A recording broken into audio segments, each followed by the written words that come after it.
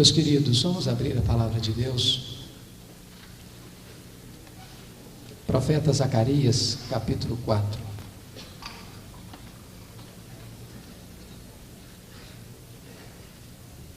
Versículo 6.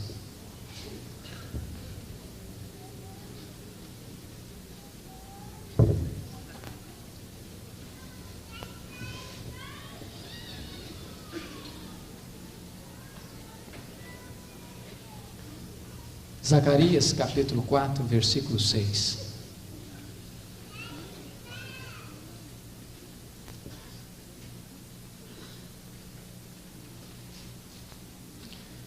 Prosseguiu ele e me disse: esta é a palavra do Senhor a Zorobabel, não por força, nem por poder, mas pelo meu Espírito, diz o Senhor dos Exércitos. Pelo meu Espírito. Curva a sua fronte, filho, mais uma vez.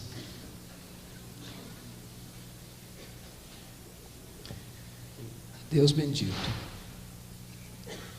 tu sabes o quanto nós dependemos de ti. Senhor, nós estamos muito certos de uma coisa: se tu não falares, Deus, esta palavra será um eco no deserto. Mas se tu falares, meu Deus, os corações aqui vão ser abençoados, as vidas aqui vão ser despertadas, e coisas novas e grandes e tremendas vão acontecer. Deus, nós cremos que tu és o mesmo Deus do passado, porque tu não mudas.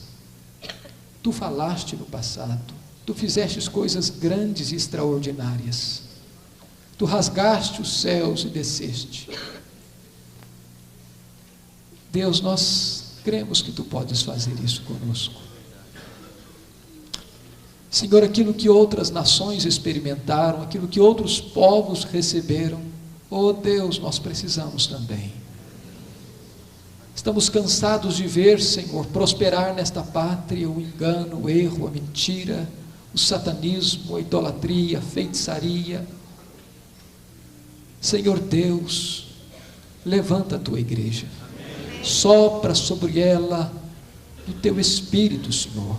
Acorda este povo santo e mais poderoso da terra, para que o teu povo, na força e na plenitude do teu poder, faça uma grande obra neste país e no mundo. Livra-nos, meu Deus, da reflexão sem a ação. Livra-nos, meu Deus, de estarmos simplesmente tendo deleite e prazer na comunhão, mas não fazendo desta comunhão uma força para ir alcançar outros. Senhor Deus, abra o nosso coração agora, abra o nosso entendimento, retira, Senhor, toda ansiedade, ou toda preocupação, ou toda distração da nossa mente e do nosso coração. Dá-nos fome da tua palavra e sede de ouvir a tua voz. É o nosso clamor e a nossa necessidade, em nome de Jesus, amém. Queridos, eu quero falar nesta manhã sobre a ação do Espírito de Deus e afirmar que, se não for o Espírito Santo de Deus, possivelmente nenhum de nós estaria aqui nesta manhã. Se não for o Espírito de Deus, a igreja de Cristo não existiria, porque é o Espírito Santo quem nos batiza no corpo de Cristo, é o Espírito Santo quem nos enxerta no corpo de Cristo. Se não for a obra do Espírito Santo, o inferno estaria mais abarrotado do que está, o mundo estaria arruinado e chafurdado no mais pestilento lodaçal da iniquidade.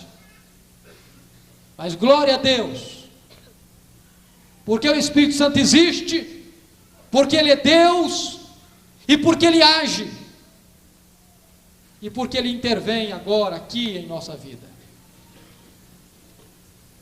Eu gostaria de dividir, irmãos, esta palavra em duas partes distintas.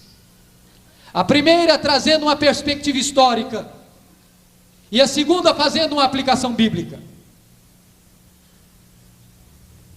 Quando penso na questão histórica a respeito da pessoa do Espírito Santo, eu vejo que a igreja de Deus tem uma grande dívida para com a pessoa do Espírito Santo. Porque historicamente a igreja não deu a devida ênfase à pessoa e ao ministério do Espírito Santo de Deus. E este aspecto, este sintoma, não é alguma coisa contemporânea apenas, mas recua aos tempos mais idos da história da igreja. Se não, vejamos. Talvez um dos primeiros postulados teológicos da igreja cristã é o credo apostólico. E o credo apostólico, nós o temos ainda hoje, como parâmetro, como baliza da nossa fé, da nossa crença. E o nosso credo começa sendo: crer em Deus Pai, Todo-Poderoso, Criador dos céus e da terra. Há uma afirmação de crença em Deus Pai, e há uma afirmação e uma declaração da obra do Deus Pai.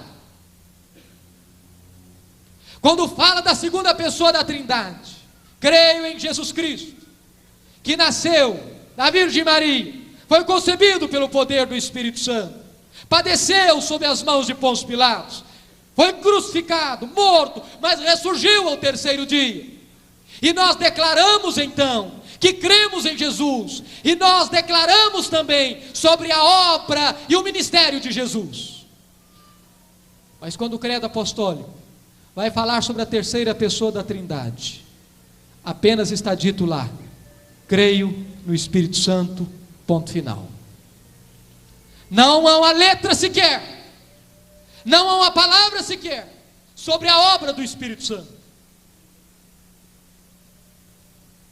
E a história da igreja, de certa forma, herda este aspecto de negligência sobre a pessoa e a obra do Espírito Santo. Eu creio que o credo apostólico está correto no que diz,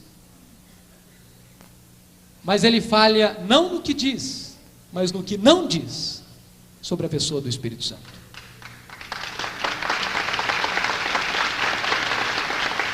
Este reflexo, meus irmãos, perdura no período patrístico, no período da patrologia, no período dos pais da igreja. É bem verdade que o primeiro concílio geral da igreja, reunido em Niceia, no ano 325, para refutar as ideias heréticas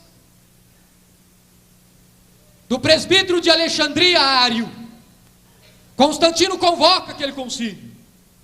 E Atanásio, com galhardia, com desassombro, com firmeza doutrinária e ortodoxa, refuta as ideias heréticas de Ário. E ali naquele primeiro concílio fica definido a doutrina ou dogma da Trindade. Mas o que se define fundamentalmente ali não é a pessoa do Espírito Santo, mas a divindade de Jesus Cristo. E para quem acompanha as grandes disputas teológicas da história da igreja, sabe que após esta definição do concílio niceno, houve um regresso, ou uma regressão, para um grande despertamento das ideias arianas na história da igreja. E é com o corifeu da patrística, com o luminar dos pais da igreja, Agostinho, é que ele vai escrever uma famosa obra, Trinitate ou Trindade, e vai declarar então a crença mais profunda na Trindade, mas não há um estudo exaustivo sobre a pessoa e a obra do Espírito Santo. Assim nós entramos no período medieval, assim nós entramos no período escolástico, assim nós atravessamos 1000 anos de história da igreja, do século V ao século XV, chamado período das trevas, onde, mais uma vez, o Espírito Santo não recebe a devida ênfase que merece nas Escrituras, pelo estudo dos teólogos e da Igreja de Deus. Então surge a reforma no século XVI, surge na plenitude dos tempos, porque este acontecimento vem depois de toda uma preparação, de um cenário que Deus mesmo patrocinava. Deus já levantara homens do Jaez, do Quilate, de John Wycliffe. Deus já levantara homens da estatura de Jerônimo Savonarola. Deus já levantava homens da postura invergável de John Hus. Deus já levara a humanidade inteira a se preparar para aquele que seria o segundo maior evento da história da igreja, a reforma do século XVI. John Gutenberg descobre a imprensa, e desta forma a Bíblia pode ser traduzida, a literatura pode agilmente, celeremente chegar nas mãos das pessoas, e na plenitude dos tempos, em 31 de outubro de 1517, ergue-se o lábaro da reforma. E é o reformador genebrino João Calvino que muito cedo vai escrever aquela obra que seria o ponto fundamental da reforma, As Institutas da Religião Cristã. Escreve 4 livros, porque ele escreve um esboço do credo apostólico, dividido em 4 partes. Creio em Deus Pai, creio em Deus Filho, creio no Deus Espírito Santo e creio na igreja. Desta forma, então, João Calvino, no 3º livro das Institutas, ele faz um relato, ainda que panorâmico, da pessoa e da obra do Espírito Santo. E isto lhe deu o epíteto, o adjetivo de teólogo do Espírito Santo. Mas foi só no século XVII que o maior teólogo da Inglaterra, John Owen, escreve o primeiro grande clássico sobre a pessoa e a obra do Espírito Santo. Os séculos se passaram, e é nos tempos modernos que o grande educador, político e teólogo holandês Abraham Kuyper vai escrever o grande segundo clássico sobre o Espírito Santo. E Abraham Kuyper chegou a afirmar que se os ministros não derem crédito à obra do Espírito Santo, eles darão pedra em vez de pão ao seu rebanho.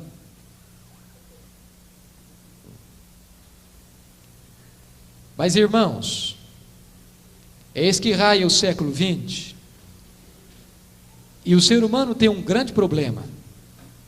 É o problema de ficar ou num extremo ou no outro extremo.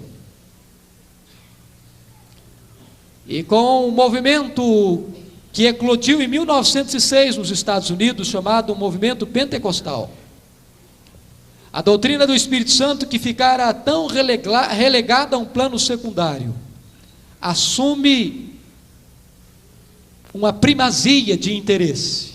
E a partir daí, alguns ramos evangélicos começam a falar quase que apenas e exclusivamente sobre o Espírito Santo. Uma verdade, quando ela é super enfatizada em detrimento de outra verdade, ela pode se desvirtuar. Dr. John Stott escreveu um dos livros mais preciosos para a Igreja de Deus hoje, Cristianismo Equilibrado. Ele diz que nenhuma obra Satanás tem mais pressa em fazer do que levar a igreja para os extremos. Se a igreja não dava importância ou ênfase à pessoa e à obra do Espírito Santo, agora levanta-se um outro grupo e só fala do Espírito Santo, só prega sobre o Espírito Santo, só fala em dons espirituais e se esquece de anunciar todo o conselho de Deus. Enquanto uns têm medo do Espírito Santo e não falam sobre o Espírito Santo e acreditam que os dons cessaram, que o Espírito Santo já não age mais hoje, que o Espírito Santo recebeu uma carteira de aposentadoria e já não age mais. Há outros que pensam que só se pode e só se deve falar sobre o Espírito Santo. E tanto uma coisa errada quanto outra também é, porque os extremos perdem o equilíbrio da verdade.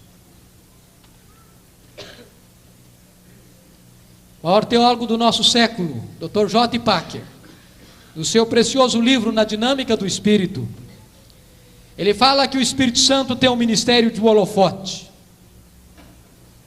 O Espírito Santo é como um holofote. Quando você caminha por uma cidade bela, à noite, contemplando admirado a beleza das arquiteturas, a beleza dos monumentos, você fica encantado e embevecido. Mas você pode fazer isso, contemplar isto, graças à luz de um holofote escondido que projeta a sua claridade àquelas estruturas. Queridos, o Espírito Santo tem o ministério do holofote. Ele veio não para revelar a si mesmo. Ele veio não para proclamar a si mesmo. Ele veio não para propagandear a si mesmo. Ele veio para apontar para Jesus. Ele está dizendo à igreja: olhe não para mim, olhe para Jesus, creia em Jesus, obedeça a Jesus, siga Jesus, ande com Jesus. Uma vida cheia do Espírito, irmãos, é uma vida cristocêntrica. É uma vida cristocêntrica. Desta forma nós podemos afirmar insofismavelmente que a obra do Espírito Santo ela é tão importante quanto a obra de Jesus na cruz. Porque a obra de Jesus, realizada no Calvário, e na manhã daquele domingo da ressurreição, seriam ineficazes. Estas obras seriam ineficazes se o Espírito Santo não a aplicasse no coração do pecador. O Espírito Santo é quem aplica este bendito remédio aos corações necessitados. Mas hoje, queridos irmãos, é muito importante dizer, e mormente no Brasil, quando se faz um clamor de norte a sul, de leste a oeste, por um despertamento e por um avivamento, a igreja corre o risco de confundir a questão do avivamento com a questão carismática. Muitas pessoas, quando se fala em Espírito Santo, elas imediatamente concentram apenas nas questões carismáticas, na questão dos dons, e especialmente os chamados dons de sinais. E quem esteve no primeiro congresso do ano passado aqui em Lavras, lembra-se bem da palavra do professor Otto, que nós não deveríamos nos chamar de apenas carismáticos, mas de pneumáticos, porque carisma é apenas um apêndice, é apenas um ponto da obra gloriosa, fantástica do Espírito Santo. Isso não significa dizer que nós não somos carismáticos. Isso não significa dizer que nós vamos negar a contemporaneidade dos dons. Isso não significa dizer que nós não vamos crer que o Espírito Santo age hoje e faz prodígios e maravilhas ainda hoje. Isso significa dizer que nós não afirmamos apenas isto, mas temos uma visão global de toda a obra do Espírito Santo.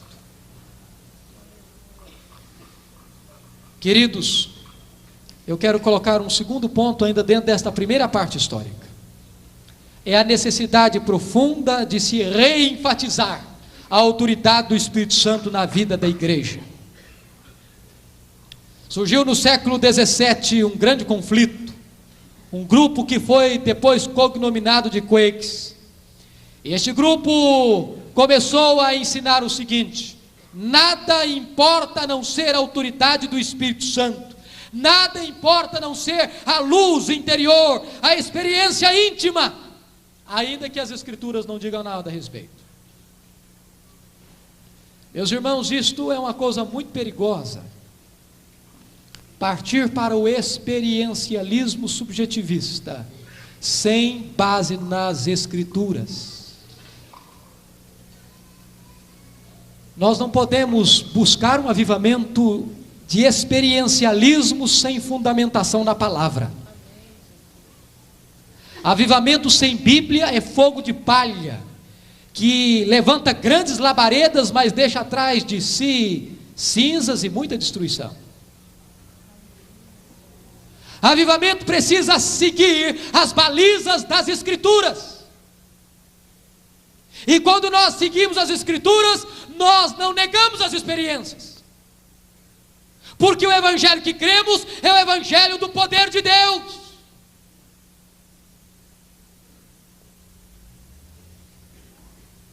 A Bíblia diz que o Espírito Santo dirá tudo o que tiver ouvido.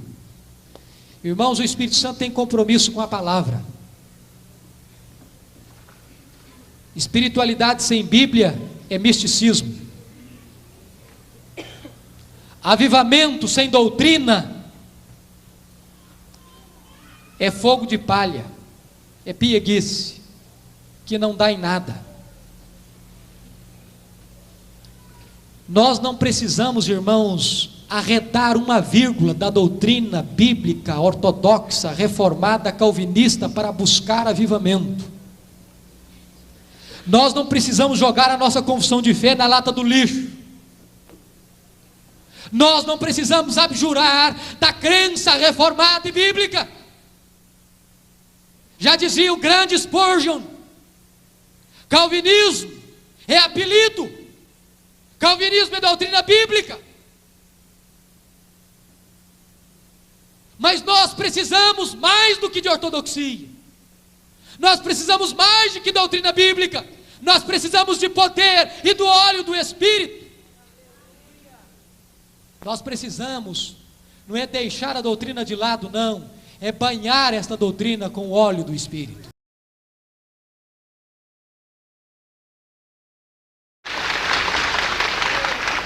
Mas irmãos, há um outro extremo.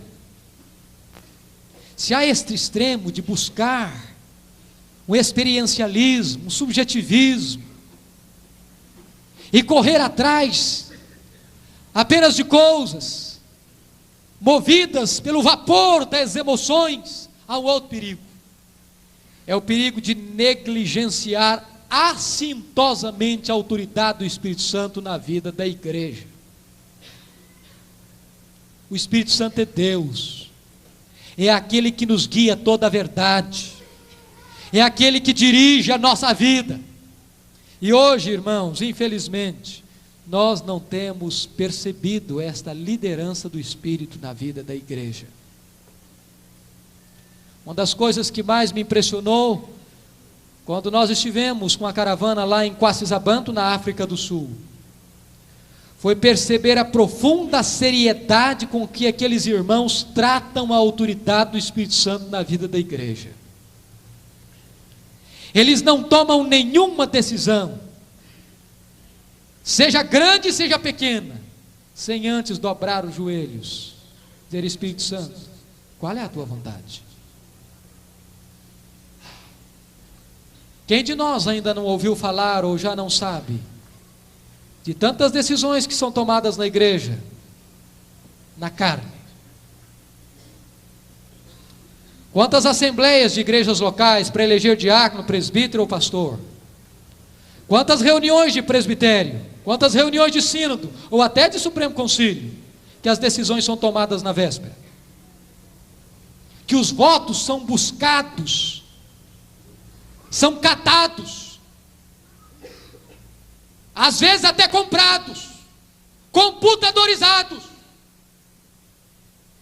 E quando se reúne, então, tem-se o desplante de orar e dizer: Espírito Santo, agora orienta a nossa decisão. Isso é blasfêmia, isso é pecado, porque as decisões já foram tomadas antes, com conchavos, com arranjos, com acertos.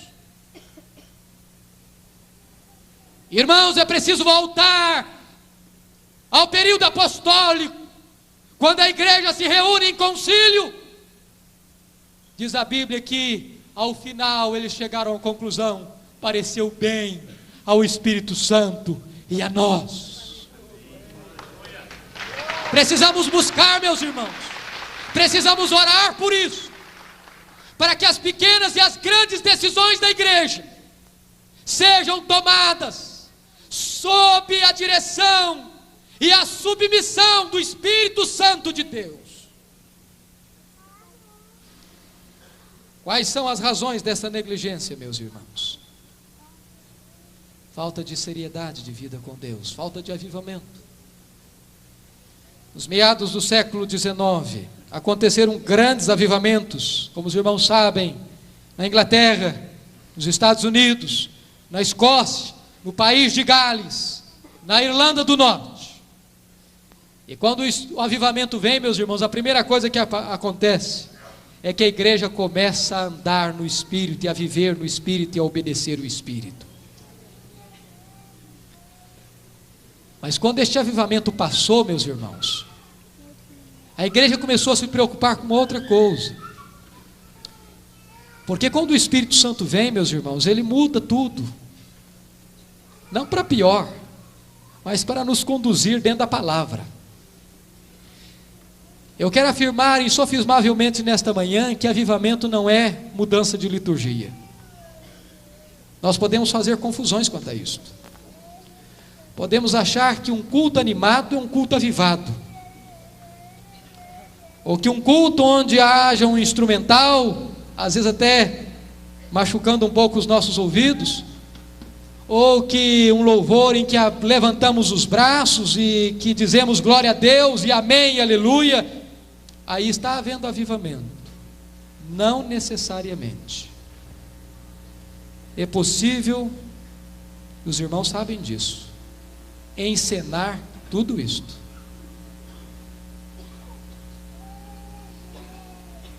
Nem avivamento é culto onde haja um silêncio sepulcral.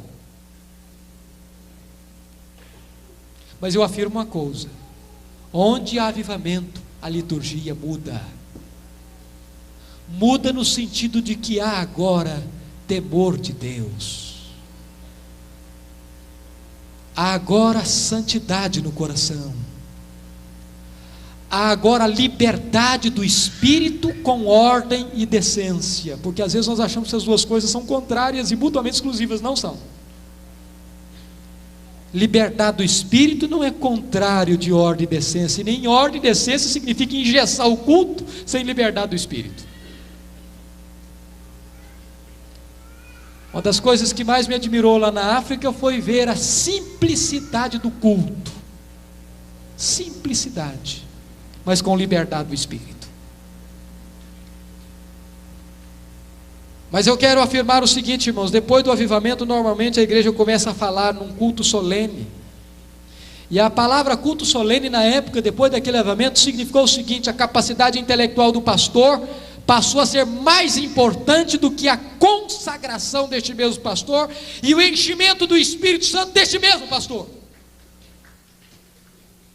E quando, irmãos, a igreja começou a dar mais atenção à erudição sem unção, ela começou a enfatizar formas e cerimônias, e o ministério erudito sem espiritualidade apagou o Espírito Santo. Eu quero dizer, queridos, que o problema não é a erudição. Se nós podemos ter erudição, tanto melhor, mas com unção. mas com revestimento de poder. Porque espiritualidade não é contrário de intelectualidade. Os homens mais cultos, cheios do Espírito, podem fazer muito mais. Mas com esta ênfase da igreja, a igreja começou a ter, depois disso, medo do entusiasmo. Medo do entusiasmo. E eu não sei se você tem um berço presbiteriano como eu, mas talvez você tenha este mesmo problema. Medo do entusiasmo, medo dos excessos, e devemos ter medo de excesso mesmo, porque excesso não agrada a Deus. Mas o grande problema, meus irmãos, é que com medo do excesso, nós corremos para um outro extremo, e nos fechamos no nosso chamado culto solene, mas como o Dr. J. Packer disse, solene, mas morto. E eu fiquei muito impressionado com o Dr. J. Packer, porque eu jamais podia esperar que ele fosse dizer isso no seu livro. Mas ele diz que existem muitos cultos que em nome da solenidade estão mortos, e ele diz, não tem nada mais solene do que um cadáver. J. Packer disse, olha, se você botar um defunto no caixão, com um terno azul marinho e uma gravata de vermelha de bolas brancas, e cercá-lo de flores, é uma coisa extremamente solene, mas está morto. Irmãos, nós temos que ter muito cuidado com isto. Eu temo muito isto, porque via de regra nossa igreja tem muito medo até mesmo de orar. Eu sei que a igreja tem alguns traumas com divisões, eu sei, nós já sofremos com isto, por várias vezes. Mas irmãos, nós sofremos porque tantas vezes se buscou uma vida de despertamento e de avivamento sem Bíblia. E avivamento sem Bíblia provoca divisão mesmo. Mas nós não podemos, queridos, por causa do medo dos excessos, deixar de buscar avivamento. Eu sou de uma época, e olha que eu não tenho tanto tempo assim de formado, no seminário, em que se um aluno se trancasse no quarto 10 horas da noite, depois das 10 horas para orar, ele era olhado com muito cuidado, era um risco, era um perigo para a igreja.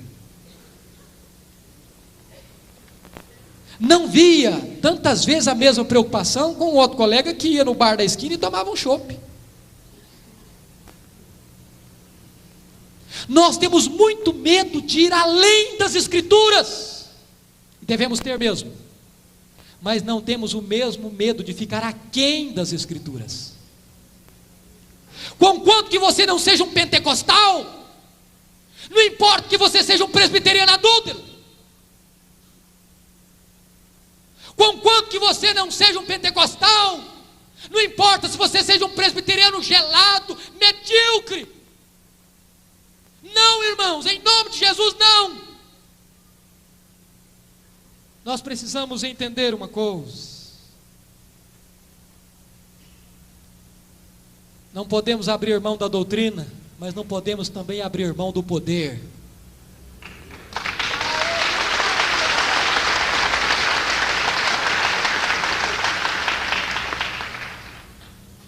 Sabe, eu amo muito a minha igreja. Eu não sou pastor presbiteriano porque acho interessante, mas é por convicção. Mas há algumas coisas que me doem o coração. Nós temos, e proclamamos isso, sem muito acanhamento, uma boa doutrina, para não inchar um pouco o peito e dizer que é a melhor doutrina. Reconhecidamente, segundo os próprios elementos de fora, nós temos o melhor sistema de governo. Alguns chegam a afirmar que nós até temos, possivelmente, pastores bem preparados. Irmãos, mas a despeito de termos tantas coisas melhores, a nossa igreja está diminuindo de tamanho. A nível nacional, o crescimento da igreja é inferior à taxa de crescimento da população. E eu quero concitar os irmãos a entender uma coisa: então alguma coisa está errado. Não é com Deus, não é com a nossa doutrina, não é com a palavra de Deus, não é com o nosso sistema de governo. Alguma coisa está errada na nossa vida. Jesus disse que a boa semente produziria a 30, a 60 e a 100 por um. Hoje a semente não tem produzido nem a 1%. Se nós multiplicarmos os sermões pregados, ou somarmos os sermões pregados nas nossas igrejas, não dá uma conversão por sermão.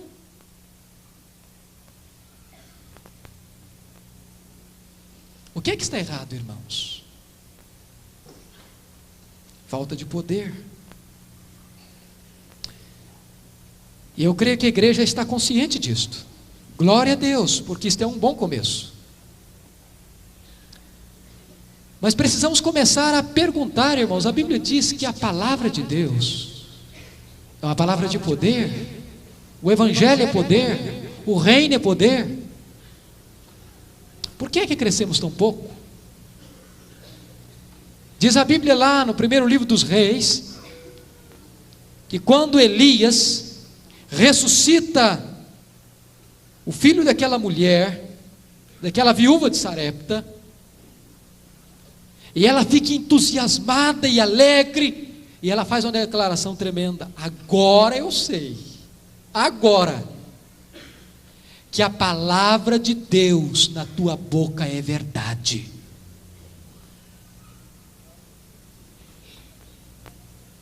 Quando Elias falava, as coisas aconteciam. Quando Elias orava, a morte recuava e dava lugar à vida. Quando Elias orava, as chuvas cessavam. Quando Elias clamava, os fogos de Deus desciam. Quando Elias orava, as torrentes de Deus encharcavam a terra.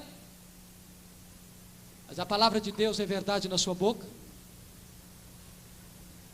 Quando você prega, as coisas acontecem, os corações se derretem, a convicção de pecado. Às vezes nós estamos apenas como Geazi, carregando um bordão profético e botando o bordão no rosto do menino morto, mas o bordão na nossa mão não tem nenhum poder. E eu estou certo que pelo menos a grande maioria de nós prega sermões ortodoxos, sermões bíblicos, exposições fiéis às Escrituras, mas as coisas não estão acontecendo. O problema não é o bordão, o problema é quem carrega o bordão. Sabe, irmãos, eu creio firmemente que chegou a hora da igreja começar a pensar sobre estas coisas. Mas eu quero partir para o segundo ponto da minha palavra, da minha meditação com os irmãos. Agora, numa perspectiva bíblica sobre o Espírito Santo. A igreja precisa examinar qual é o ministério do Espírito Santo na vida da igreja. E uma das primeiras coisas que eu encontro na Bíblia é que o Espírito Santo convence de pecado. Sejamos honestos, irmãos, o maior problema que nós enfrentamos hoje é a pequena convicção de pecado que nós temos tido. Nós estamos nos acostumando com o pecado. O pecado está se tornando uma coisa comum, corriqueira, normal, e nós já começamos a dizer: não, isso não tem nada a ver, todo mundo faz. Já é comum, já é normal, nós vamos nos adaptando, vamos nos adequando, vamos nos conformando, vamos nos contemporizando. E meus irmãos, a primeira coisa que precisa existir se queremos avivamento é remover o entulho da nossa vida. Enquanto os poços da nossa vida estiverem como os poços de Isaac, cheios do lixo dos filisteus, não haverá o borbulhar das águas vivas de Deus na nossa vida.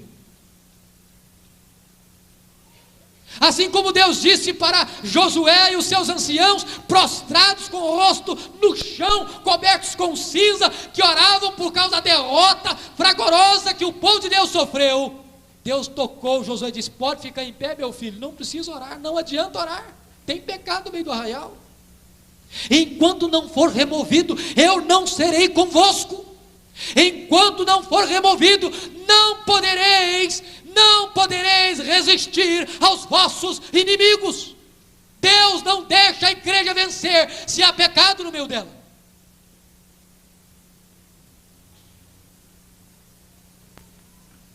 Queridos, se a nossa vida tiver como a vida do sumo sacerdote Josué, no altar de Deus, mas com vestes sujas, Satanás vai ficar ali do lado direito para opor.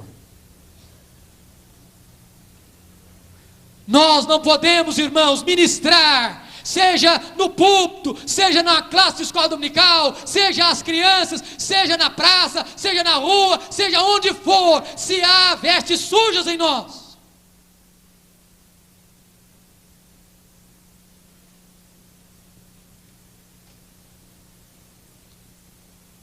Os irmãos sabem que no século passado houve um grande avivamento na Escócia, berço do presbiterianismo.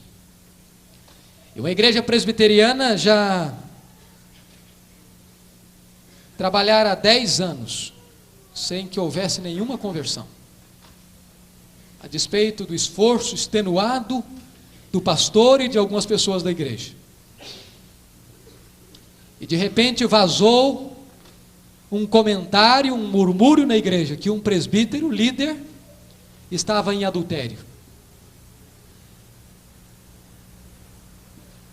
E aquilo trouxe um mal-estar profundo na igreja, e o pastor imediatamente vai procurar aquele presbítero e lhe diz duas coisas: irmão, eu quero lhe dizer duas coisas. Primeiro, se você for inocente, eu quero sair por esta igreja, por esta cidade, defendendo a sua reputação, porque o seu nome está sendo enlameado e conspurcado. Segundo lugar, se você é culpado, eu quero ficar do seu lado e ajudar você a romper com este pecado, a deixar este pecado e acertar a sua vida com Deus. E aquele presbítero começou a chorar e disse: pastor, não apenas é verdade, como não é toda a verdade. Há 10 anos eu estou em adultério. Há 10 anos eu estou amarrando a vida desta igreja. E naquele mesmo domingo, aquele presbítero foi à frente da igreja e em lágrimas confessou o seu pecado, arrependeu-se do seu pecado. Naquele mesmo culto, 10 pessoas se renderam a Jesus. E dentro de poucos meses, aquela igreja presbiteriana liderava um grande avivamento naquela cidade. E o fogo de Deus incendiou a Escócia no século passado. Irmãos, é preciso atacar isto. Enquanto nós não batermos contundentemente nesta questão do pecado, irmãos, eu sei que é uma mensagem dura e difícil, como nós ouvimos aqui sobre arrependimento. Mas se nós não fizermos isso, irmãos, não haverá possibilidade de haver avivamento. Não adianta botar uma máscara ou pintar com alguns cosméticos ou dar uma feição diferente. É preciso mudar mesmo de vida. É preciso pregar corajosa e veementemente sobre esse assunto. Não pode acontecer como aconteceu na mesma Escócia no século passado. O pregador foi a uma igreja fazer um trabalho. De repente, quando ele se levanta para ir ao púlpito, um irmão puxou o paletó e disse: olha, pastor, o senhor não pode pregar aqui sobre jogo, porque tem algumas pessoas aqui importantes na igreja que gostam de um baralhozinho, de uma fezinha e tal. Então seria muito constrangedor se o senhor tivesse que tocar nesse assunto. Aí ele vai um pouquinho mais à frente, alguém puxa um paletó e diz: olha, pastor, não fala aqui sobre bebida alcoólica não, cerveja, vinho, porque os presbíteros aqui gostam de um gole, e o senhor vai constrangê-los muito. Esses homens não podem ficar chateados comigo. Ele vai mais um pouquinho, o outro puxa o paletó e diz: pastor, aqui o senhor não pode falar sobre dança, porque a moçada da igreja gosta depois do culto ir para uma discoteca. Só um pouquinho. Então, o senhor dá uma controlada aí, não toca nesses assuntos não. O pregador chegou ao púlpito um tanto perplexo, confuso, e disse: olha, irmãos, eu estou muito confuso, porque eu não posso pregar sobre o jogo, não posso pregar sobre bebida alcoólica, não posso pregar sobre dança, eu não sei nem o que eu vou falar aqui, a questão do pecado. Aí um irmão lá no fundo do santuário ergueu a mão e disse: pastor, prega sobre os judeus, não tem nenhum judeu aqui. Tem muito pregador fazendo isso. Ele prega aquilo que o povo não precisa ouvir. É uma mensagem açucarada, é uma mensagem para agradar, é uma mensagem para que o auditório aplauda o pregador, mas não saia triste consigo mesmo.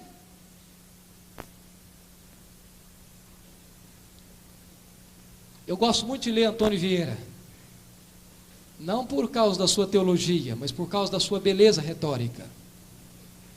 E há uma coisa que ele disse que é verdade. Falando da parábola lá do semeador, ele disse que a semente que caiu à beira do caminho, aconteceu duas coisas com ela: os homens pisaram e as aves dos céus a comeram. E ele dizia então: a semente que o diabo tem pressa em comer é a semente que os homens têm pressa em pisar. Porque aquela semente que os homens não pisam, o diabo não tem pressa em comê-la.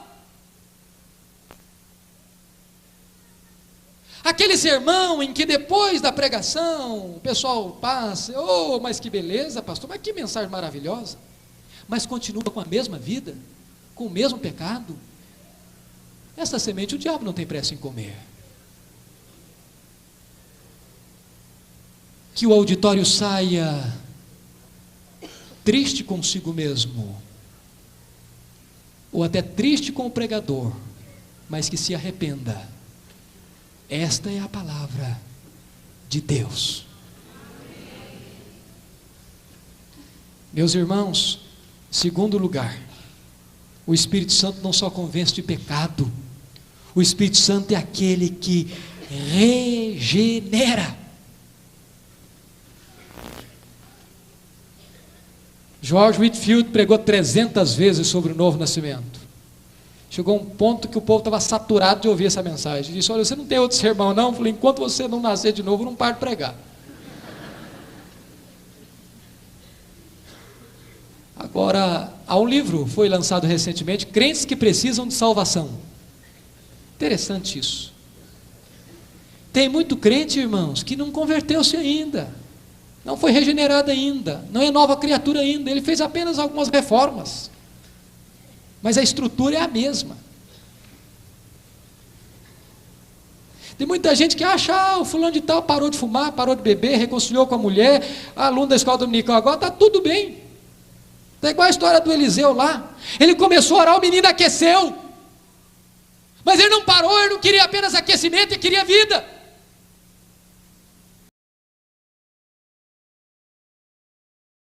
Mas ainda não tem vida.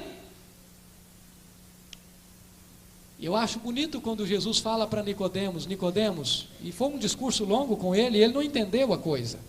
Diz: olha, eu vou te ilustrar uma coisa. Você quer entender o novo nascimento? Olha para o vento. O vento sopra onde quer. Ouves a sua voz, não sabes nem de onde vem e nem para onde vai. Assim é todo aquele que é nascido do Espírito. E a primeira coisa que me vem aqui, irmãos, é que então o Espírito Santo de Deus, ele é livre, porque ele sopra aonde quer.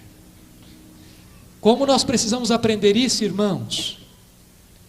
Porque muitas vezes nós temos aquela tendência equivocada de achar aquele fulano ali, aquele ali é um candidato potencial para conversão, mas aquele lá não precisa nem pregar, o fulano lá está perdido mesmo, tem mais gente perto não. Muitas vezes, irmãos, nós estamos soprando onde o Espírito nunca soprou, mas muitas vezes onde nós achamos que não vale a pena soprar, é aí que o Espírito Santo sopra. Ele é livre.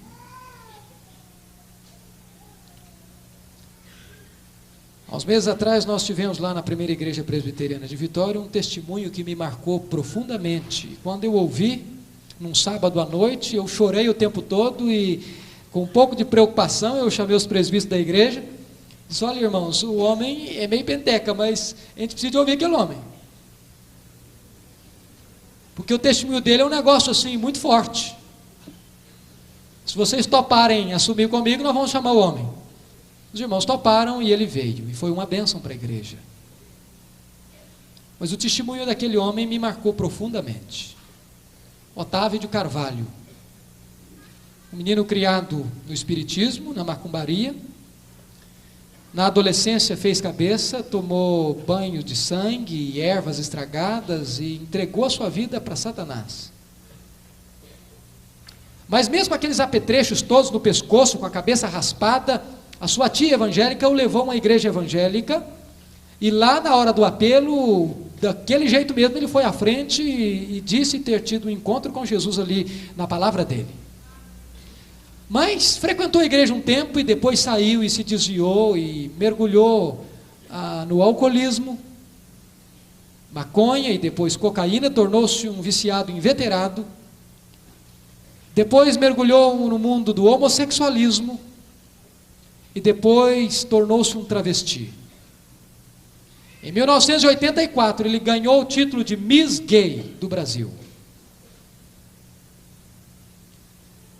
No auge da sua fama e do seu sucesso, como o homem e mulher mais bonito do Brasil, ele é chocado, aturdido por uma preocupação do grupo, a famigerada AIDS. A princípio se pensava que esta doença era uma doença preconceituosa contra os homossexuais. E então reuniram todo o grupo e foram fazer o exame.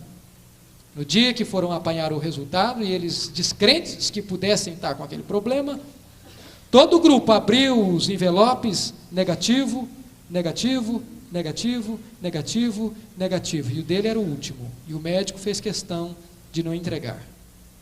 E disse: Otávio, que não chamava Otávio, era Monique, você precisa entender uma coisa. É muito difícil. Você está com AIDS. E lhe entregou o envelope. Ele, desesperado, correu para sua casa e disse para sua mãe. A sua mãe, mais desesperada, ficou e disse: não é possível, não podemos acreditar, vamos ao médico da nossa família, isso não é verdade. Foram e fizeram o exame, e enquanto fizeram o exame, ele correu em outros laboratórios e fez novamente os exames, e todos eles, positivo, positivo, positivo, estava com AIDS. Nesse momento a sua mãe lhe convidou para pular do apartamento e suicidar junto com ele. Disse: não, mãe, eu não vou fazer isso. 6 meses depois, a doença o apanhou. Dores, febre de 40 graus que não revertia, enfraquecimento, e foi levado para o hospital, e lá ficou 20 dias internado no hospital e num quarto de aidéticos, onde todo dia morriam. A situação era caótica, desesperadora. O médico lhe deu alta, ele veio para casa, mas logo depois ele sentiu dores terríveis, escondeu da sua mãe, mas logo depois contou outra vez, e ele voltou para o hospital. E lá ficou 4 meses, com seu pulmão totalmente infeccionado. A doença já tomara o seu corpo. Naquele quadro horrível, de suor melado, de desarranjo, de diarreia ininterrupta, de febre de 40 graus constante, de desespero, de massacre, de tortura. Houve um dia que ele disse: antes que a AIDS acabe comigo, eu acabo com ela. E disse: eu vou me suicidar. E resolveu levantar-se da sua cama e pular a janela, enquanto a enfermeira estava distraída, mas quando ele enceta a caminhada, seus olhos são distraídos por uma televisão no canto do quarto. Nunca tinha televisão ali. Ele, enquanto empacou, a enfermeira percebeu o movimento e impediu que ele fizesse qualquer outro intento, e ficou informado que a televisão era de um colega de quarto que estava morrendo de AIDS. E ele então foi lá pedir permissão para ver um pouquinho a televisão, e bateu no pé do Sebastião e disse: Sebastião, eu posso assistir um pouco a sua televisão? E o Sebastião, com o radinho grudado no ouvido, disse: pode, eu não gosto disso aí. Falei, mas por que você trouxe se você não gosta? Diz, foi minha família que trouxe, eu gosto mesmo de ouvir a mensagem de Deus aqui no meu radinho. E então o Monique, o Otávio, disse, você é crente? Ele disse, graças a Deus, agora eu sou crente. E então o Sebastião perguntou para ele, e você é crente? Ele disse, eu já fui, mas veja como eu estou. Era uma mulher. E o Sebastião, com muito esforço, se levantou da sua cama e estendeu-lhe o dedo e disse, agora eu entendo. Entende o quê? Agora eu entendo. Deus havia me confirmado no coração que aqui neste hospital eu ganharia uma vida para Jesus.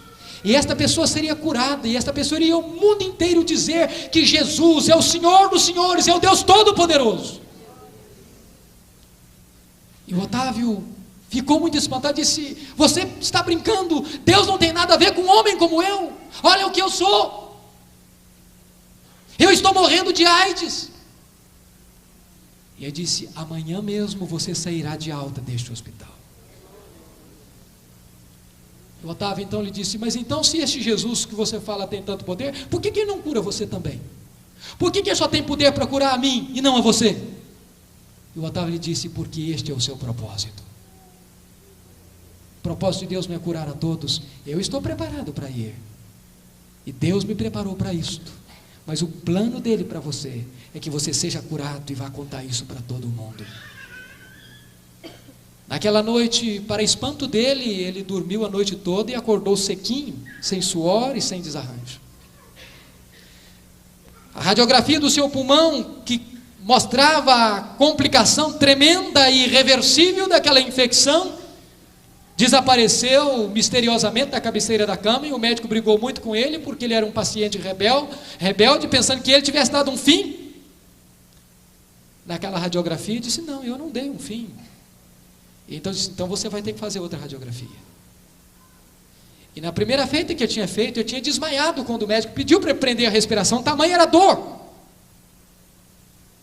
E ele disse, eu não posso prender a respiração, porque eu vou desmaiar. O médico disse, se você desmaiar, nós vamos te levantar. Você tem que prender a respiração. E então, com muito medo, ele prendeu a respiração. E dor nenhuma aconteceu. Tirada a radiografia, houve um pânico no hospital. O pulmão dele estava limpo como o pulmão de uma criança. Mas chegou o médico que cuidava dele há 4 meses, porque este era um médico plantonista, e disse, olha Otávio, alguma coisa está errada, talvez eles trocaram a sua radiografia, não pode ser, não é a sua, você está com uma infecção terrível e eu estou te acompanhando há 4 meses, vamos voltar à sala de radiografia e vamos tirar outra, porque isso não é verdade. Voltaram e tiraram a outra radiografia, pulmão limpo como de uma criança, e naquele mesmo dia então ele teve alta. Ele chegou em casa e disse para sua mãe, que era também macumbeira, agora estava no candomblé, disse, mamãe, não me proíba, por favor. Entrou no seu quarto, pegou seus vestidos caros de seda e travesti e rasgou-os um a um. Pegou os objetos de candomblé e os quebrou um a um. Mamãe, traga uma tesoura. Enfiou a tesoura no cabelo e disse, agora eu quero ter voz de homem, cabelo de homem, vida de homem, eu quero agora ser um homem de Deus. E ali começa um processo tremendo na vida dele. Foi para uma igreja, e Deus disse para um adolescente, logo depois de adolescente, uma jovem, muito moça ainda, você vai orar por um moço com doença incurável.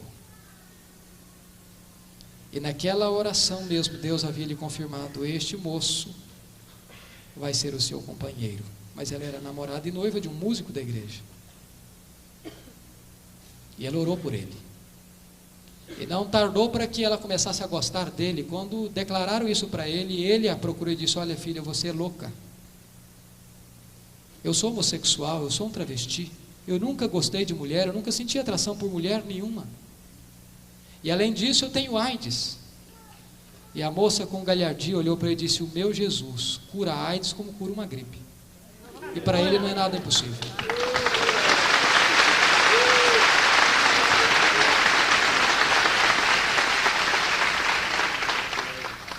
Para encurtar a história,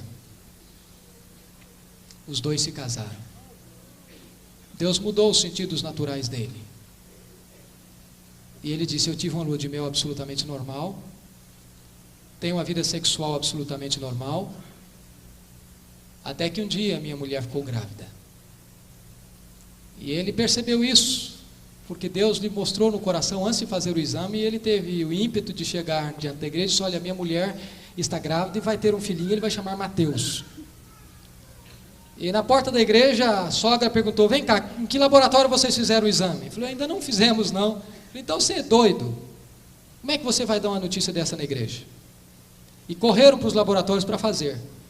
E em alguns laboratórios negativo, e ele ficou muito espantado com aquilo, até que procurou um terceiro e deu positivo. Mas logo depois foram fazer a ultrassom, o médico lhe chamou de irresponsável, de doido, de maluco, disse: essa criança é cardíaca, essa criança tem sérios problemas, você é um irresponsável, você tem AIDS, você não pode ter filho, e essa criança precisa ser extraída, tirada, abortada. Eles entraram em pânico, tira, não tira, e a mulher com a mesma fibra disse: não, se Jesus nos deu, nós vamos ter essa criança. E ele resolveu e perguntou ao médico: vem cá, eu quero saber pelo menos o sexo da criança. E o médico olhou e disse: é uma menina. Dupla frustração para ele. Acabado o tempo da gravidez, nasceu com saúde, não uma menina, mas o Mateus. E ele foi à nossa igreja. E eu fiquei muito impressionado, porque depois do testemunho eu disse: vocês querem conhecer minha esposa? Vocês querem conhecer o Mateus? Lá estava um menino bonito, robusto, com 5 anos de idade, entrando com a mãe pelo corredor da igreja. Jesus o curou das drogas, Jesus o curou do homossexualismo, do travestismo, da feitiçaria, e fez dele um pregoeiro da sua palavra, porque o espírito é livre. Ele vai a uma sala de hospital e pega um aidético ostracizado, um travesti, e faz dele um pregador. Glória a Deus. O espírito é soberano, porque ele sopra onde quer. Ninguém dá ordens a Deus do que ele vai fazer. Ninguém diz para Deus: olha Deus, isso aqui o Senhor faz, isso o Senhor não faz, isso o Senhor pode fazer, isso o Senhor não pode fazer. Ninguém dá agenda para o Espírito Santo de Deus. Ele é livre, ele é soberano, ele é Deus, ele está no trono, ele reina, louvado seja o Senhor. Ele é incompreensível, não sabes nem de onde vem e nem para onde vai. Cabe a você escutar a voz do Espírito. Ainda, querido, o Espírito Santo é aquele que nos santifica. Sabe, o missionário Stanley Jones afirmou uma coisa muito dura. Ele disse que pior do que o comunismo, pior do que o budismo, pior do que o hinduísmo, pior do que o maometismo, pior do que o espiritismo, pior do que o romanismo, pior do que todos os ismos, é o subcristianismo. É um crente que se diz crente e vive como um mundano, como um profano, que não leva Deus a sério, que é pedra de tropeço, que é rocha de escândalo. Certa feita, os evangelistas da Índia foram evangelizar Mahatma Gandhi. E quando chegaram, disseram: Gandhi, nós queremos lhe falar de Jesus, do nosso Cristo. Ele diz: no vosso Cristo eu creio, eu só não creio no vosso cristianismo. Queridos, nós temos que buscar a vida de santidade, porque sem santidade não há autoridade. Sem santidade não há poder. João Batista, quando ele orava e clamava por um avivamento, por uma intervenção de Deus, para que toda a terra visse a salvação de Deus, ele diz: antes preparai o caminho do Senhor. Mas como se prepara o caminho do Senhor? Primeiro aterrando todo vale. Tem vale na sua vida, meu irmão? Tem vale na sua vida, tem buraco na sua vida, tem cratera na sua vida, tem fosso na sua vida. Quais são estes vales?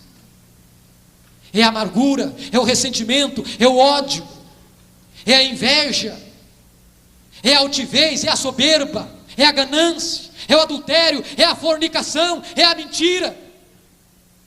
Quais são os vales da sua vida? Enquanto existir vale, o Espírito de Deus não virá poderosamente sobre a sua vida. É preciso aterrar estes vales em nome de Jesus. Ele disse: todo monte será cortado, será nivelado. Enquanto existir orgulho, soberba no seu coração, enquanto o trator de Deus, enquanto o arado de Deus não penetrar a terra do seu coração e não rasgar o seu coração e não deitar por terra toda altivez, toda soberba, todo orgulho, não haverá avivamento para a sua vida.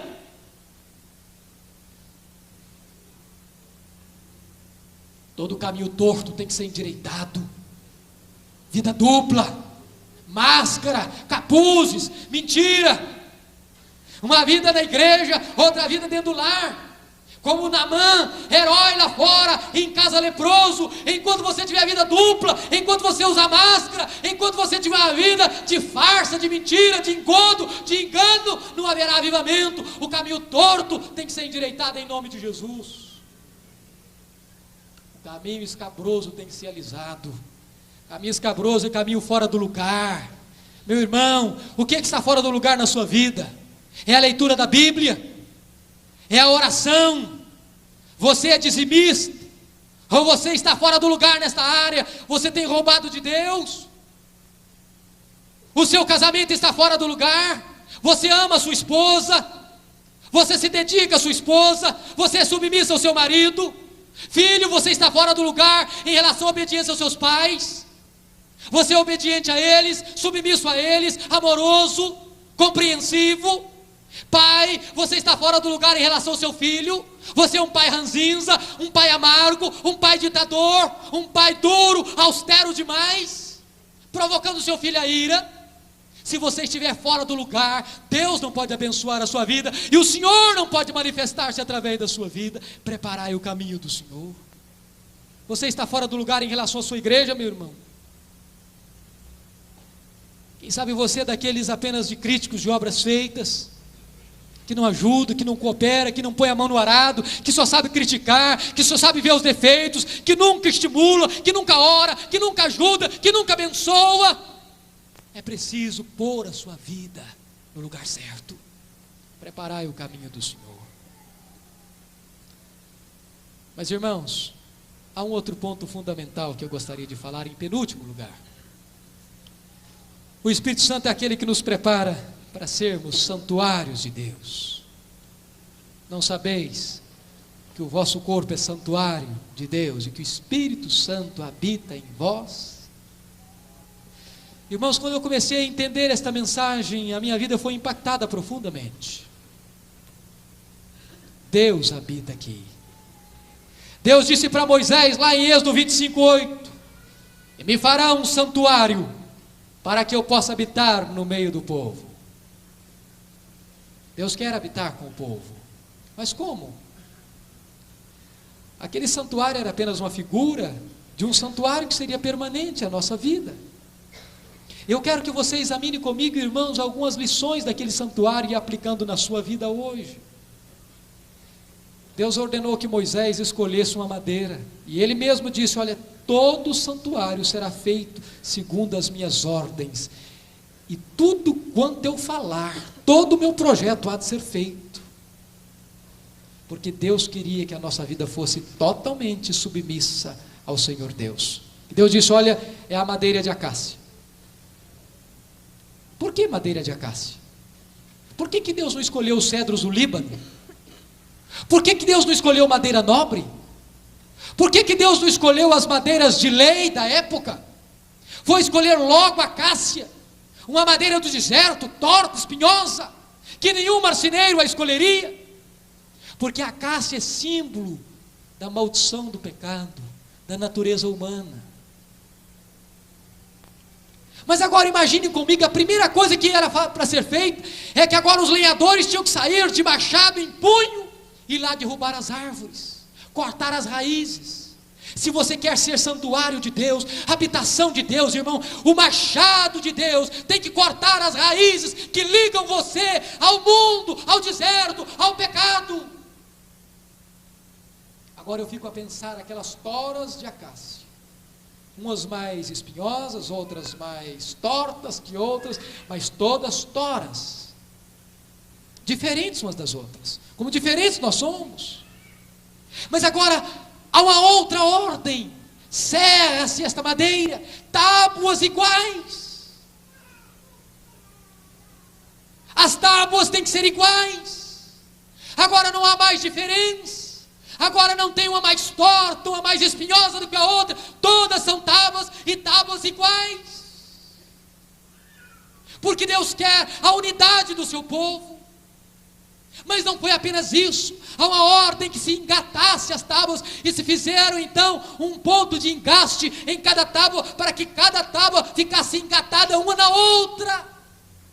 Porque Deus não quer fenda no seu santuário, porque Deus não quer brecha no seu santuário. Deus quer que estejamos juntos, unidos, porque só assim o mundo crerá, disse Jesus. Mas estas tábuas não tinham que ser colocadas deitadas, tinham que ser postas de pé. Porque Deus quer a sua igreja de pé e não deitada, em posição de combate e não em posição de descanso e de omissão, de sonolência. Mas aquelas tábuas não podiam ser colocadas na areia do deserto, porque o deserto é símbolo da maldição do pecado. Aquelas tábuas tinham que ser levantadas em cima de bases de prata, porque prata fala da redenção. E entre você e o mundo, a cruz de Jesus. E agora aquele santuário é levantado, e diz a Bíblia que agora Deus ordena que se cobrisse o santuário com ouro, porque ouro fala da glória de Deus. De tal maneira que quando Deus olhava para aquele santuário, Ele não via acácia, Ele não via a maldição do pecado, Ele via o ouro da sua glória.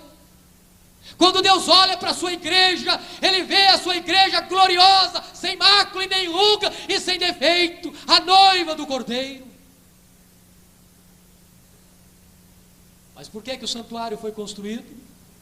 Aquele santuário tinha 3 divisões: o átrio, o lugar santo e o santo dos santos. Sacrifício, serviço e adoração. Lá dentro do santo dos santos ficava a arca da aliança. A arca fala de Jesus, e ela foi feita de tábuas de acácia, porque Jesus se fez carne, mas foi toda revestida de ouro, porque Jesus é Deus. Mas a tampa da arca não foi feita de madeira, porque a tampa era o propiciatório, e propiciatório fala de redenção, e redenção é obra exclusiva de Deus. E dentro da arca, 3 coisas: o vaso com maná, porque Jesus é o pão da vida. Lá estavam as tábuas da lei, porque Jesus é a palavra viva de Deus. Lá estava a vara de Arão que floresceu, porque Jesus hoje ressurge dentre os mortos. A vara que morreu lá na cruz, estava seca lá na cruz, arrebenta em gomos, floresce e frutifica no primeiro dia da semana. De tal maneira que quando Jesus entrou para a glória, Ele voltou como primogênito de Deus, porque Ele frutificou, porque a vara de Arão floresceu, porque ela deu gomos e muitos frutos, e nós somos esses outros filhos de Deus. Mas irmãos, o que é glorioso é que aquele santuário era portátil, ele era conduzido, e onde aquele santuário ia, lá estava a arca, que era símbolo da glória de Deus, e eles transportavam aquele santuário, e nós somos este santuário.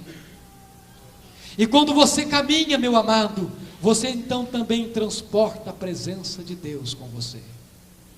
Quando você entra em um lugar, aí está entrando Deus, porque Deus está em você. Quando você chega em um lugar, aí está chegando Deus, porque Deus está em você. Você é santuário de Deus, você transporta a presença de Deus. Se a igreja entender isso, irmãos, muita coisa vai mudar. E eu quero encerrar. Em último lugar, irmãos, o Espírito Santo nos dá poder. Poder. Sabe, Jesus, o próprio Filho de Deus, não abriu mão deste poder. Foi concebido pelo Espírito. Quando foi batizado, diz a Bíblia que enquanto Jesus orava, os céus se abriram. O Pai, o Espírito Santo desceu e o Pai falou. Enquanto Jesus ora, os céus se abrem, o Espírito desce e o Pai fala. Jesus agora, ungido pelo Espírito, é conduzido pelo Espírito, cheio do Espírito ao deserto. Vence Satanás, e diz a Bíblia que Jesus regressa a Galileia no poder do Espírito. E diz que ele entra em Nazaré e toma o livro da lei na mão, o livro de Isaías, e ele lê: o Espírito do Senhor Deus está sobre mim, pelo que me ungiu. E Jesus é ungido mesmo pelo Espírito Santo, diz Atos 10, 38, para curar os oprimidos, libertar os oprimidos do diabo. Jesus tem um ministério no poder do Espírito. E agora, quando os seus discípulos vão começar a obra, ele diz: ficai em Jerusalém, até que do alto sejais revestidos de poder. E ele retoma e diz: esta é a promessa do meu Pai. E ele chega em Atos e diz: ficai, porque não muito depois desses dias, recebereis a promessa do Pai, e sereis batizados com o Espírito Santo. Os discípulos perguntam: o Senhor, vai ser nesse tempo que o Senhor vai restaurar o reino a Israel? E diz: não vos compete saber, nem tempos e nem épocas, nem cronos e nem kairos, mas recebereis poder, ao descer sobre vós o Espírito Santo, e sereis minhas testemunhas. Irmãos, poder é para testemunhar, é para a pregação da palavra, é para anunciar o Evangelho de Jesus Cristo. Eu fico pensando, queridos, hoje, da profunda necessidade nossa de poder, olhando para a igreja da Coreia.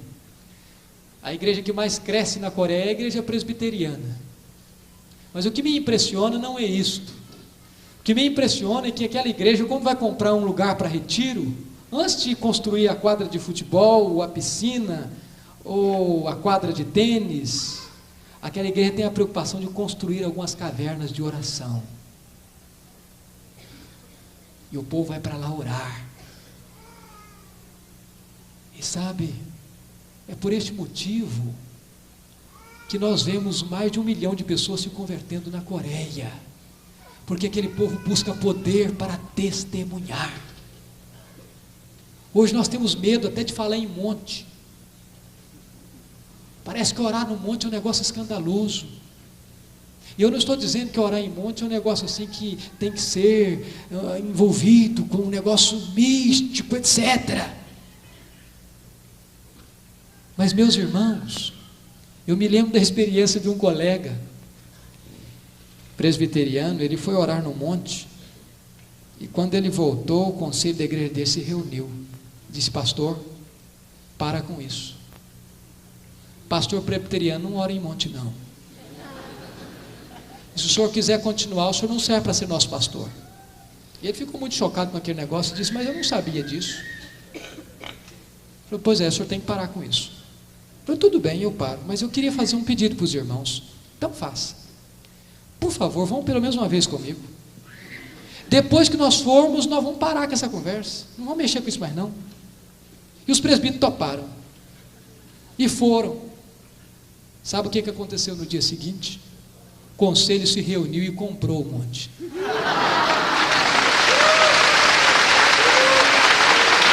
Glória a Deus. Mas isso é o menos. Fizeram do monte um lugar de oração. Mas sabe o que aconteceu? Esta igreja tem hoje 2 cultos por domingo, porque um só não comporta todo o povo. Sabe, irmãos, nós não podemos ter medo de Deus. Nós não podemos ter medo de orar. Nós não podemos ter medo de buscar o Senhor desde que nós estejamos dentro da palavra.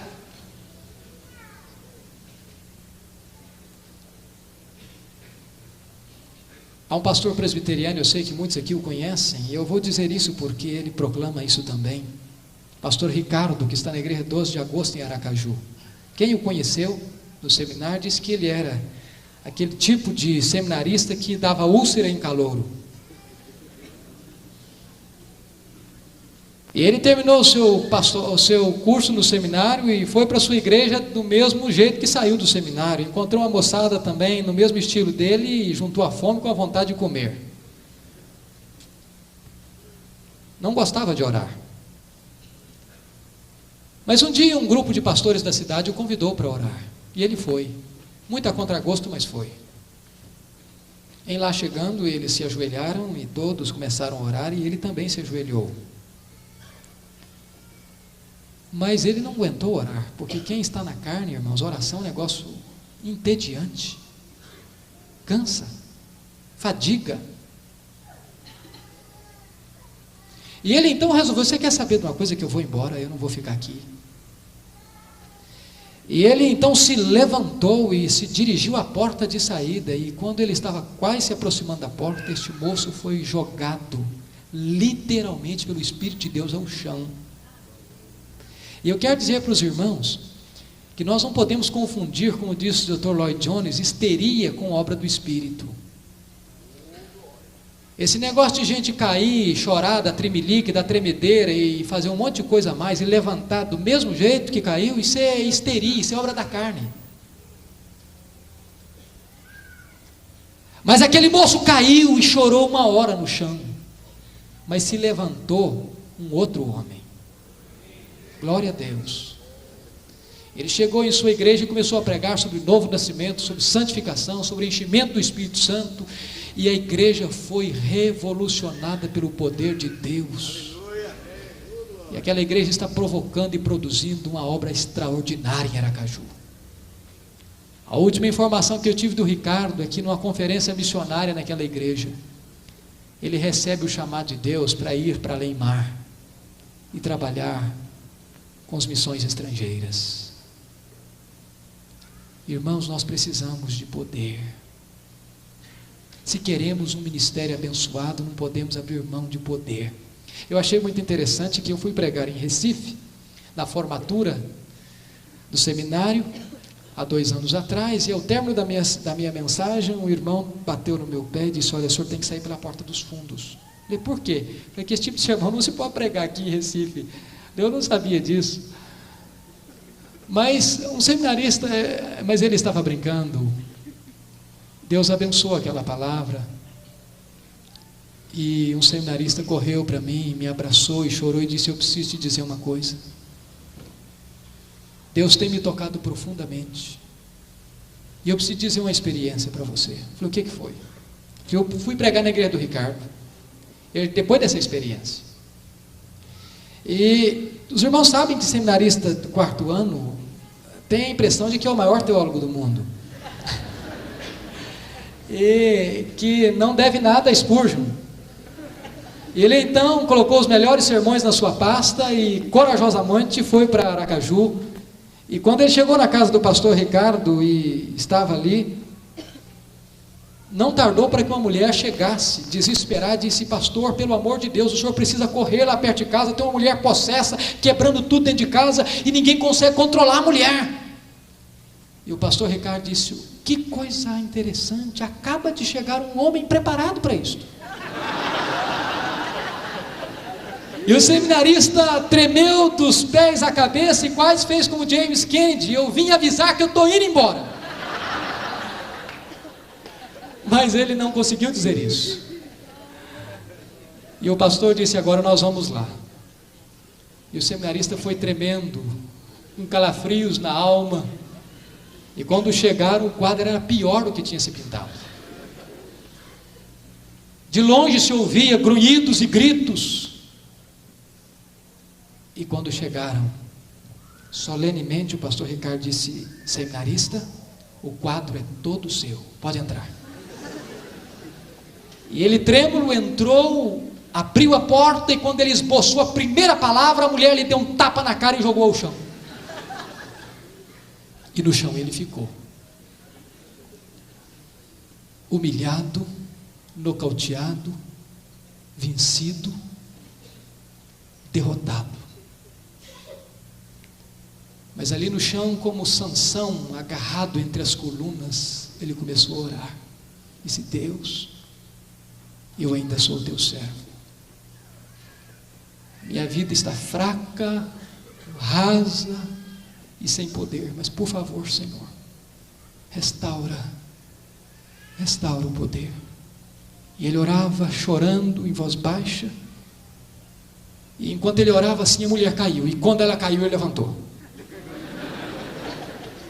Porque diante de Deus, humildade, diante do diabo, autoridade.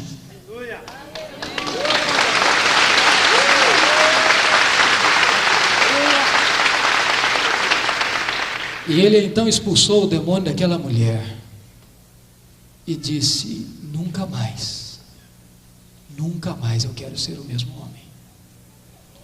Eu compreendo que eu não posso exercer o ministério sem poder. Irmãos, nós precisamos deste poder. Sabe, se a igreja começar a perceber qual é o poder que está à sua disposição, esta igreja revoluciona uma nação. Preguei domingo passado em nossa igreja lá em Vitória e contei um fato chocante, que talvez muitos de nós aqui não sabem, que uma das ditaduras mais opressivas do mundo era na Romênia. Ceausescu era um homem carrasco, sanguinário. Reinava na Romênia um regime de opressão, de perseguição, de morte, de fome, de sangue. Uma polícia secreta terrível. No dia 15 de dezembro, agora, de 1989, há menos de 4 anos atrás, a polícia chegou à casa do reverendo Toderick, pastor reformado, na cidade de Timisoara, para expulsá-lo.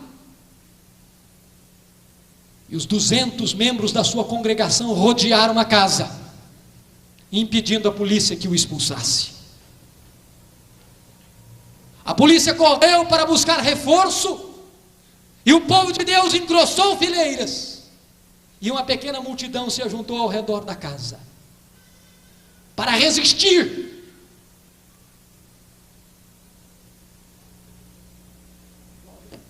Um jovem batista comprou milhares de velas e entregou uma vela na mão de cada um. Isso já era noite, no sábado.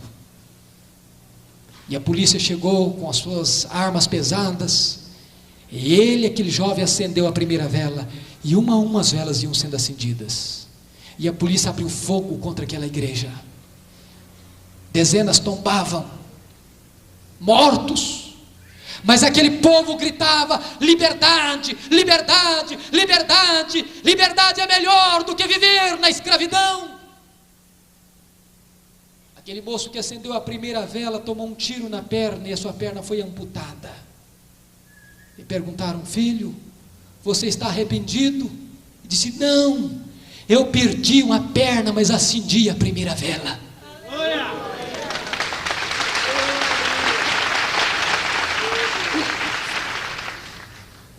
O povo romeno começou a descobrir uma coisa: que a liberdade é maior do que a vida.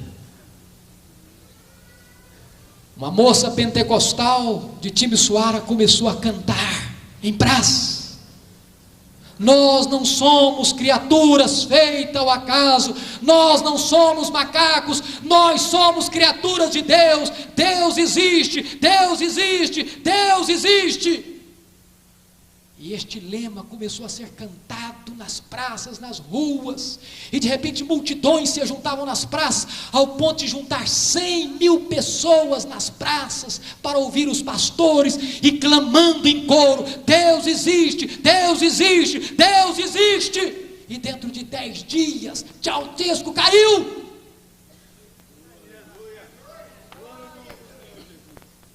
E para dizer uma verdade gloriosa, a igreja da Romênia, nesses 3 anos, está passando por um poderoso avivamento, glória a Deus. Irmãos, o povo de Deus, revestido do poder do Espírito Santo, pode coisas tremendas, porque o seu Deus é o Deus Todo-Poderoso.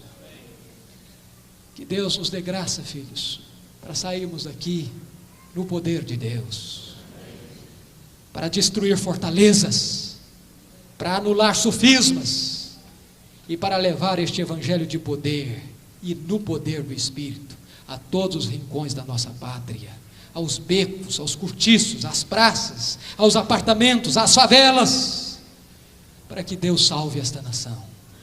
Curva a sua cabeça, por favor.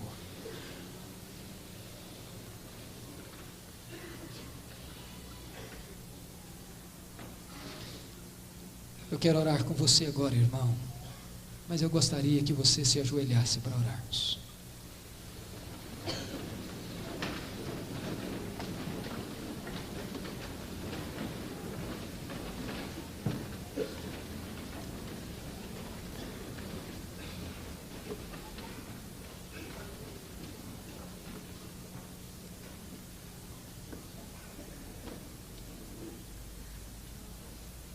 Deus querido, nós estamos chegando ao fim deste congresso. Ó Senhor Deus, ateia fogo no nosso coração agora, inflama a nossa vida, Senhor.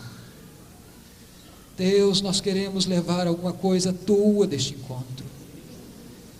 Queremos que tu, ó Deus, sacudas a nossa vida, balances as nossas estruturas, a fim de que tudo que não te serve, Senhor, caia agora em nome de Jesus. Como andrajos, trapos e farrapos sejam tirados da nossa vida agora em nome de Jesus. Queremos uma vida de santidade, de pureza, de rendição incondicional aos teus pés.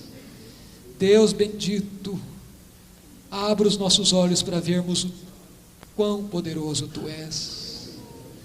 Deus, se tu és poder, se tu és todo poderoso, e se somos teus filhos, não podemos viver vida de fraqueza, Senhor. Reveste os teus filhos com o poder do teu Espírito nesta manhã. Leva os teus filhos como um exército valente, valoroso, poderoso, para ser usado em tuas mãos. Deus, visita o coração dos teus filhos. O Senhor sabe o que vai em cada coração aqui.